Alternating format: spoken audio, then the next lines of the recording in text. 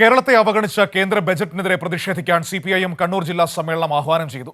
കേരളത്തിലെ സഹകരണ മേഖലയെ സംരക്ഷിക്കണമെന്നും സമ്മേളനം പ്രമേയത്തിലൂടെ ആവശ്യപ്പെട്ടു.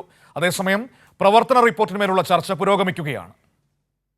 രാഷ്ട്രീയമായി വിയോജിപ്പുള്ള സംസ്ഥാനങ്ങളെ ശത്രുക്കളായിക്കൊണ്ടുള്ള കേന്ദ്ര ബജറ്റാണ് അവതരിപ്പിച്ചതെന്ന് കണ്ണൂർ ജില്ലാ സമ്മേളനത്തിൽ അവതരിപ്പിച്ച പ്രമേയത്തിൽ ചൂണ്ടിക്കാട്ടി. സംസ്ഥാന ഗവൺമെന്റ് മുന്നോട്ട് വെച്ച പ്രത്യേക പാക്കേജ് ഉൾപ്പെടെയുള്ള ആവശ്യങ്ങളൊന്നും അനുവദിച്ചില്ല. വയനാട് പാക്കേജോ വിഴിഞ്ഞത്തിന് സഹായമോ അനുവദിക്കാൻ തയ്യാറായില്ല. കോർപ്പറേറ്റ് അനുകൂല നയങ്ങളെ അരക്കെട്ടുറപ്പിക്കാനുള്ള സമീപനമാണ് ബജറ്റിൽ ഉടനീളം ഉയർത്തിപ്പിടിച്ചത്.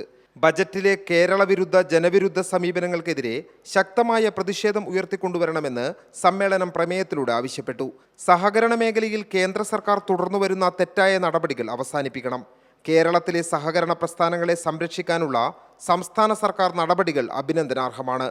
കൂടുതൽ ഇടപെടലുകൾ ഉണ്ടാവണമെന്നും സമ്മേളനം പ്രമേയത്തിലൂടെ ആവശ്യപ്പെട്ടു.